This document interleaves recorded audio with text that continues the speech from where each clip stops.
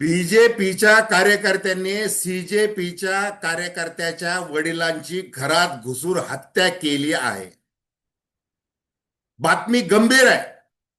पश्चिम बंगालच्या बांकुरा जिल्ह्यामधील करिसुंडा या गावामध्ये घडलेली घटना आहे. तुमच्या आमच्या दुर्दैवाने ज्यांची हत्या झालेली आहे ते मुस्लिम धर्मीय आहेत. म्हणजे सीजेपीचे अभिजित दिपके, आशुतोष रांका यांनी थेट आरोप केलेला आहे की ही जी हत्या आहे ही हत्या भारतीय जनता पार्टीच्या कार्यकर्त्यांनी केलेली आहे. पश्चिम बंगालचे मुख्यमंत्री सुवेंदू अधिकारी यांनी अर्थातच ही गोष्ट नाकारलेली आहे. ते अज्ञात गुन्हेगार आहे असं त्यांनी म्हटलेलं आहे. काय घडलेलं आहे नेमकं आणि राष्ट्रीय सण साजरा करत असताना घडलेला आहे 15 ऑगस्टच्या दिवशी. चिंता करण्यासारखी गोष्ट आहे.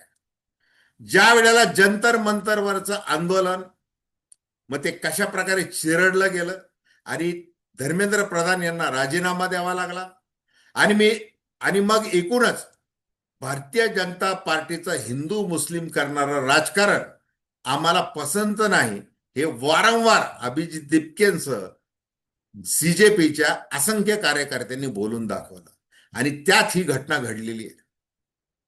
आता ते हत्या करणारे भारतीय जनता पार्टीचेच कार्यकर्ते आहेत का हे अजून ठरायचं आहे. तसा ताबडतोब घाईघाईने निष्कर्ष काढण्यात अर्थ नाही.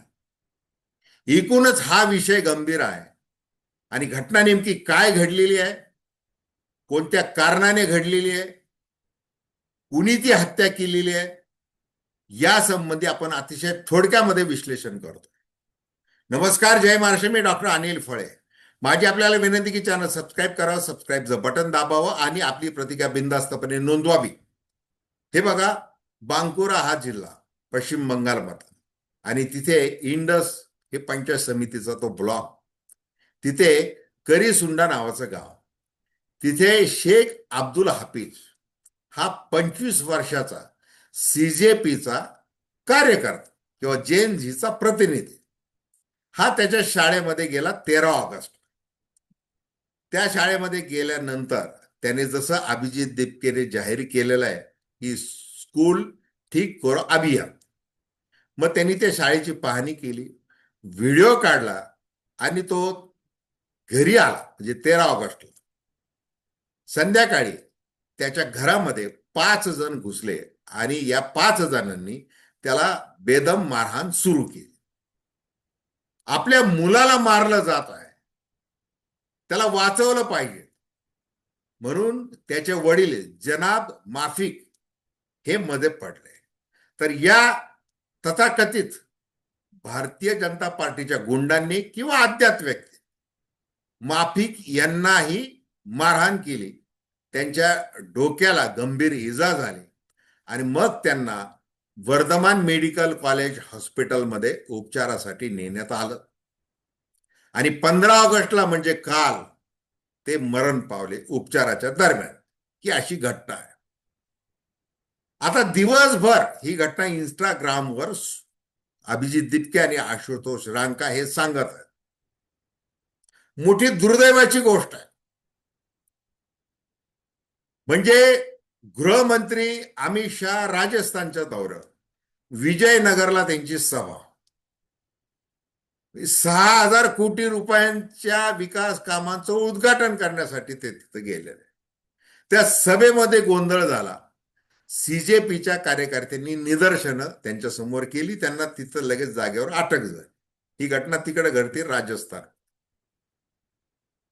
त्याच्यानंतर राजकीय दृष्ट्या अमित शहा सोनिया गांधी यांच्यावर तोफ डाकतात की वंदे मातरम तुमच्या काँग्रेसच्या मुख्यालयामध्ये म्हटलं जात असताना तुम्ही ते थांबवलं. त्याच्यावरती राजकीय टीका करतात. आणि मग दुसरीकडे पश्चिम बंगालमध्ये हे घडत. हे पश्चिम बंगाल हिंसेच्या बाबतीत अगदी अग्रेसर आहे. म्हणजे त्याला तृणमूल काँग्रेस म्हणू नका, भारतीय जनता पार्टी म्हणू नका, कुठलाही पक्ष म्हणू नका, एकमेकांचे मुडदे पाडणे एक काही महिन्यांपूर्वी जी विधानसभेची निवडणूक झाली त्याच्यामध्ये शुभेंदू अधिकारी यांची पीएची सुद्धा हत्या झाली.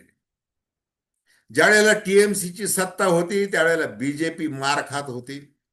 आता बीजेपी सत्तेवर आहे, आता टीएमसीचे कार्यकर्ते, मग ते तर ते खासदार फुटी वगैरे ते तर वेगळाच विषय. आणि सगळ्यात महत्वाचं म्हणजे की ज्या पद्धतीने मॉब लिंचिंगच्या वगैरे सगळ्या ज्या घटना भारतभर घडत आहेत, घडलेल्या आहेत, मग गाय कापली म्हणून हत्या आहे वगैरे अनेक कारण आहेत, त्या कोणत्याही अघोरी कृत्याचं समर्थन करता येणार नाही. गाय कापणाऱ्याचंही समर्थन करता येणार नाही आणि तो गाय कापतोय म्हणून त्याची हत्या करणाऱ्याचंही समर्थन करता येणार नाही. कायद्याच्या भाषेत दोन्ही गोष्टीचा कायदा.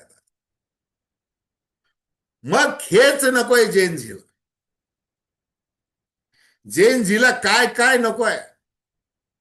हिंदू मुस्लिम धार्मिक वाद पेटवायचा, राजकीय पोळी भाजायची स्वतःची,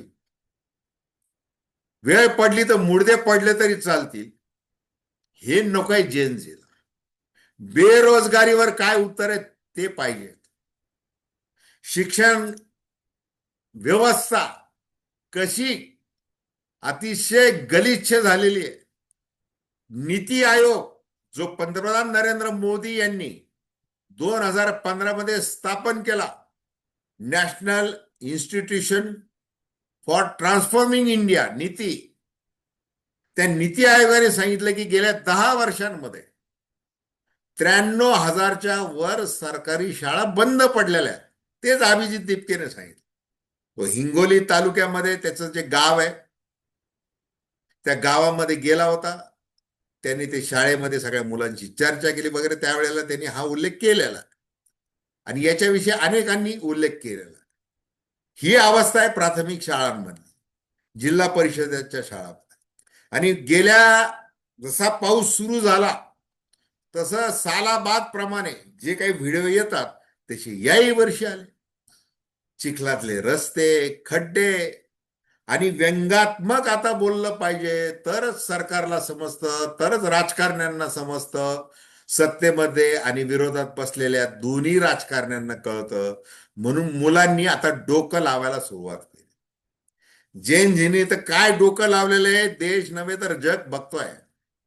अल्फा हे सुद्धा आंदोलन करायला लागलेलं आहे. शाळांमध्ये आंदोलन सुरू झालेलं आहे. उत्तर प्रदेश वगैरे अनेक ठिकाणी ते घडलेलं आहे.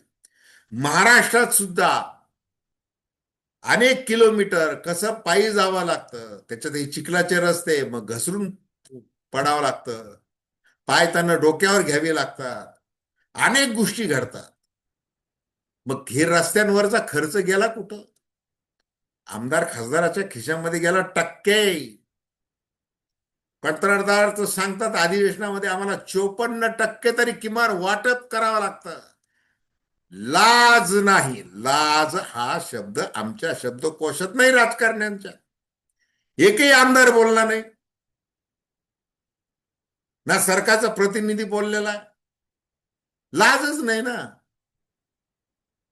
मग ही जी तिडीक आहे, आणि मग शाळांमध्ये जाण्या येण्यासाठी रस्ते नाहीत, तिचं शौचालय नाही, मुलींच्या दृष्टिकोनातून व्यवस्था नाही कोणतीच, काहीच नाही. पडक्या भिंती, गळके ते छप्पर, एका वर्गात मावत नाही मुलं, बिचारे शिक्षक झाडाखाली नेतात मुलांना, कसं कसं शिक्षण चालू आहे. अशी अवस्था आहे. आम्हाला खाजगीकरण पाहिजे, आम्हाला पॉश शाळा पाहिजे, 5 स्टार शाळा पाहिजे, 7 स्टार शाळा पाहिजे. मग अभिजित दिपके जे म्हणतोय की साधं केजीला जाण्यासाठी लाखाच्या वर फी आहे, कोण देणार आहे? केजी टू पीजी काय अवस्था आहे? मग त्याचा एक भाग म्हणून हे आंदोलन सुरू केलं की क्या बोलती पब्लिक आणि स्कूल ठीक करो अभियान. मग तो जो अब्दुल्ला आहे तो ते करतो आणि त्याला काय भोगावं लागलेलं आहे. आता अशी अपेक्षा केली पाहिजेत की ते बीजेपीचे कार्यकर्ते असू नयेत, नाहीतर काय होईल याचा विचार करा. अमित शहा यांच्याबद्दल, पंतप्रधान नरेंद्र मोदी यांच्याबद्दल कशा प्रकारचा राग आहे, आणि आपल्या खास भाषेमध्ये त्यांच्यावर जे प्रहार करते ही पिढी. आणि हे जर घडलं, हे आता ते हिंदू मुस्लिम जर काही त्याला रंग दिला गेला आणि काय ते बीजेपीचे कार्यकर्ते निघाले तर काय होईल याचा नुसता विचार करा. आणि तसं घडू नये. खरं तर ही अतिशय वाईट घटना घडलेली आहे. आणि या घटनेच्या संदर्भात आता कसं की एक राष्ट्रीय सण असल्यामुळं काल दैनिकांना सुट्ट्या, तरी ऑनलाईन एडिशन मध्ये अनेक प्रकारे ही बातमी वेगवेगळ्या ठिकाणी आलेली आहे. अजून त्याची चौकशी चालू आहे. एकूण काय होत आहे आता, आशुतोष रानका आणि अभिजित तिपके हे तिकडे निघालेले आहेत. त्यांनी जाहीर केलेलं आहे आम्ही त्या बांकुरा जिल्ह्यामध्ये जाऊ आणि ते जे काही करीसुंडा गाव जे आहे त्याच्या गावामध्ये पोलीस स्टेशनला घेराव टाकू. आशुतोष रानकांनी तर जाहीर केले की सीजेपीच्या कार्यकर्त्यांनी तिथं यावं सगळ्यांनी. त्यांनी काही नावं सुद्धा तिकडे पश्चिम बंगालमधली घोषित केलेली की ही सगळी जी कार्यकारिणी आहे ती तिथं जाणार आहे. आणि मग आता तो सीजेपी सगळे झुरळ जर अंगावर आले तर आपल्या सरकारचं काही खरं नाही. म्हणून मुख्यमंत्री शुवेंदू अधिकारी यांनी तातडीने पावलं उचलली. आजच गुन्हा दाखल केला. आज 5 वाजता अधिकारी यांनी पत्रकारांना सांगितलं की नाही, ते बीजेपीचे कार्यकर्ते नाही आहेत, ते अज्ञात व्यक्ती आहेत. 5 पैकी 3 जण पकडले गेलेले आहेत. 2 जणांचा शोध चालू आहे असं त्यांनी खुलासा केलेला आहे. हे प्रकरण जेवढ्या लवकर शांत होईल ते झालं पाहिजेत. हे भडकलं नाही पाहिजेत. याची जबाबदारी बीजेपीची आहे आणि सीजेपीची सुद्धा आहे. आणि या दृष्टीने या घटनेकडे पाहायला पाहिजेत. नाहीतर काय होईल याचा नुसता विचार केलेला बा. तर खूप खूप धन्यवाद. आपल्या प्रतिक्रिया बिनधास्तपणे नोंदवा आणि सबस्क्राईब करा आणि इतरांना शेअर देखील करा. खूप खूप धन्यवाद.